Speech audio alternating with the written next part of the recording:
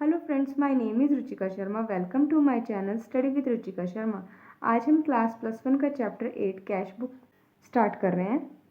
सबसे पहले हम कैश बुक का कंसेप्ट समझ लेते हैं। If the size of a business is a small, it may be possible to enter each and every transaction in one book, that is journal.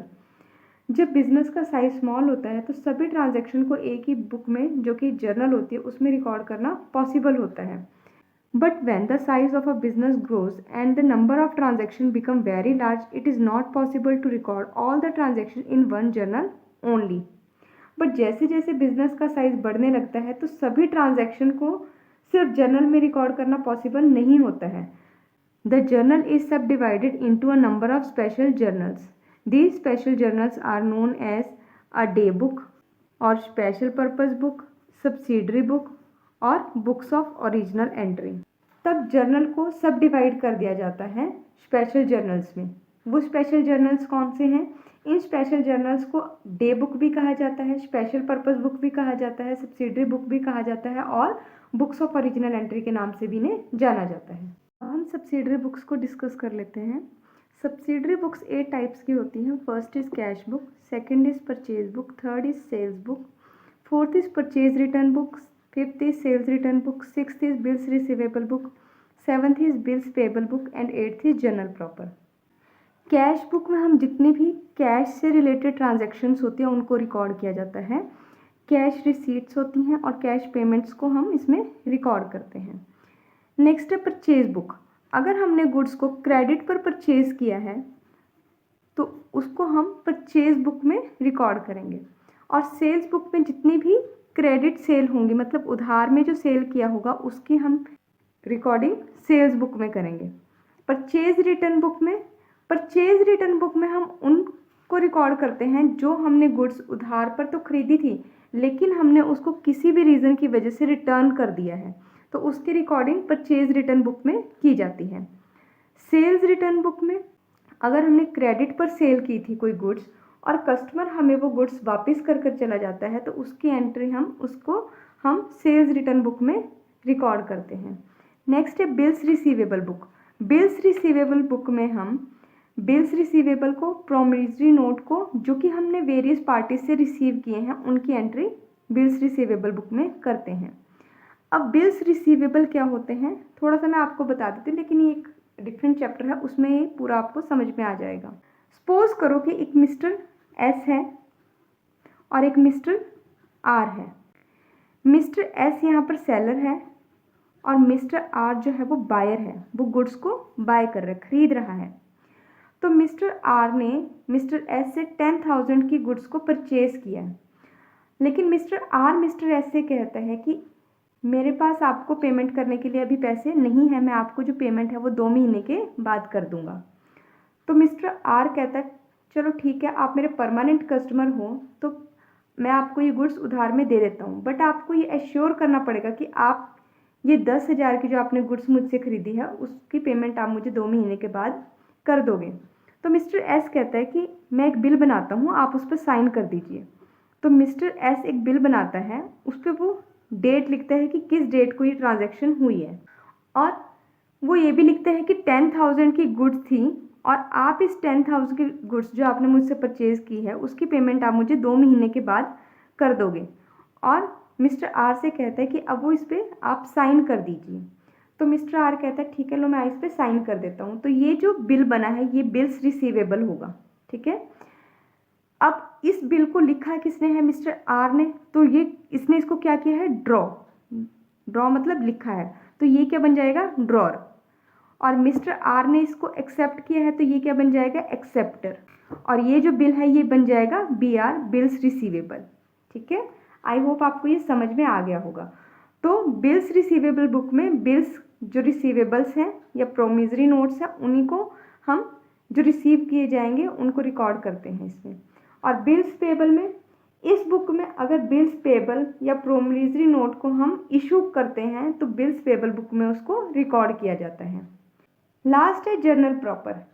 इन सभी में जो एंट्रीज हम नहीं कर पाते हैं उनको हम जर्नल प्रॉपर में रिकॉर्ड कर देते हैं। ऐसी एंट्रीज जो इनमें से किसी में भी नहीं आती हैं उनको हम जर्नल प्रॉपर में रिकॉर्ड कर देते हैं। Next topic is features of cash book.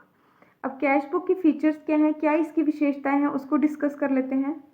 First is only cash and bank transaction can be entered in cash book. Cash book में हम सिर्फ कैश से रिलेटेड ट्रांजैक्शन को रिकॉर्ड करेंगे या फिर बैंक से रिलेटेड ट्रांजैक्शन को रिकॉर्ड करेंगे। ठीक है, इसमें अगर हमने कैश को रिसीव किया है या कैश में पेमेंट करी है, उसी की ट्रांजैक्शन को इसमें रिकॉर्ड किया जाएगा। Next is it gives information about daily receipts and payments. Cash book हमें डेली की जो रिसीट्स हैं उनकी इंफॉर्मेशन प्रोवाइड करता है, या कैश में जितनी पेमेंट की गई है उसकी इंफॉर्मेशन हमें प्रोवाइड करता है। Third is it is a real account. अब हम जानते हैं कि जो कैश है और जो बैंक है ये दोनों ही एसेट्स होती हैं। ठीक है, और एसेट्स हमारे रियल अकाउंट के अंडर आती हैं। ठीक है, तो रियल अकाउंट का रूल क्या होगा, debit what comes in and credit what goes out. हमने पढ़ा था ये कि जितना भी हमारे पास कैश बिजनेस में आता है उसको हम डेबिट कर देते हैं, और जो कैश बिजनेस से जाता है उसको हम क्रेडिट कर देते हैं। सेम बैंक के लिए भी यही रूल अप्लाई होता है, debit what comes in and credit what goes out. Fourth is cash and cheque receipts. जितने भी कैश होंगे या फिर चेक की रिसीट्स होंगी उनको हम डेबिट करेंगे, कैश एंड चेक पेमेंट को हम क्रेडिट कर देते हैं, वो इसी रूल के अकॉर्डिंग होता है। Fifth is cash book is a journal as well as a ledger. Cash book journal भी होता है और लेजर भी होता है। When a cash book is maintain no separate cash account is opened in a ledger. जब cash book को maintain कर दिया जाता है तो लेजर में कैश अकाउंट बनाने की ज़रूरत नहीं होती है। Types of cash book. अब कैश बुक कितने टाइप की होती है, 4 टाइप्स की होती हैं।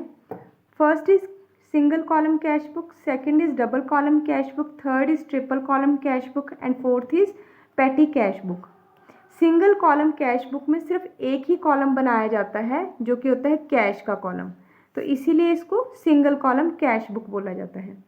डबल कॉलम कैश बुक में कैश एंड डिस्काउंट का बनेगा, अगर कैश एंड डिस्काउंट का ना बना तो बैंक एंड डिस्काउंट का होगा, या फिर कैश एंड बैंक का कॉलम बनाया जाता है। तो इन तीनों में से कोई एक कॉलम बनाने को मिलेगा हमें, या तो कैश एंड डिस्काउंट का मिलेगा, अगर ये ना मिला तो बैंक एंड डिस्काउंट का मिलेगा, अगर ये भी ना हो तो कैश एंड बैंक का होगा। आपके सिलेबस में ये वाला है। Third is triple column cash book. Triple column में 3 कॉलम बनाए जाते हैं, एक कैश का होगा, दूसरा बैंक का और तीसरा डिस्काउंट का होगा, इसीलिए इसको हम ट्रिपल कॉलम कैश बुक बोलते हैं। फोर्थ है पेटी कैश बुक। पेटी कैश बुक में जितने भी हमारे बिजनेस में छोटे छोटे एक्सपेंसेस होते हैं उनको हम पेटी कैश बुक में रिकॉर्ड करते हैं। ठीक है, पेटी मीन्स स्मॉल एक्सपेंसेस। ठीक है, जितने भी स्मॉल एक्सपेंसेस होंगे उनको हम पेटी कैश बुक में रिकॉर्ड कर देंगे। अब है सिंगल कॉलम कैश बुक का फॉर्मेट कैसा होता है, उसको डिस्कस कर लेते हैं। डेबिट एंड क्रेडिट 2 साइड्स होंगे, टी शेप का बनाया जाता है ये। डेबिट साइड में डेट होगा, पर्टिकुलर्स होगा, voucher number, V number means voucher number, और LF means ledger folio. Voucher number क्या होता है, कोई भी ट्रांजैक्शन जब होती है ना तो उसका एक वाउचर बनता है, उस पर एक नंबर लिखा होता है जिसको हम वाउचर नंबर कहते हैं। वही वाउचर नंबर जिसकी ट्रांजैक्शन की गई है वो वाउचर नंबर यहाँ पर हम लिख देते हैं। लेजर फोलियो, लेजर फोलियो में लेजर में कौन सा पेज पर ये ट्रांजैक्शन की एंट्री हुई है उस पेज नंबर को हम इसमें लिखते हैं। नेक्स्ट है अमाउंट, इसमें कैश से रिलेटेड जो भी ट्रांजैक्शन हुई है उसको हम यहाँ पे रिकॉर्ड कर देंगे, मतलब यहाँ पे कैश का कॉलम बन रहा है। फिर से क्रेडिट साइड भी डेट होगी, पर्टिकुलर होगा, वाउचर नंबर होगा, लेजर फोलियो होगा, अमाउंट होगा। डेबिट में हम जो पैसा आएगा, जो रिसीट्स होंगी, ठीक है, इसमें सारे रिसीट्स को लिखा जाता है, और क्रेडिट साइड में हम पेमेंट्स को राइट डाउन कर, और जब हम डेबिट करेंगे तो हमें हर ट्रांजैक्शन के आगे 2 लगाना पड़ेगा, और क्रेडिट साइड पर बाय लिखकर हम इसको आगे ट्रांजैक्शन को लिखते हैं। ठीक है, आई होप आपको ये समझ में आ गया होगा। नेक्स्ट वीडियो में हम इसका एक प्रैक्टिकल क्वेश्चन भी कर लेंगे।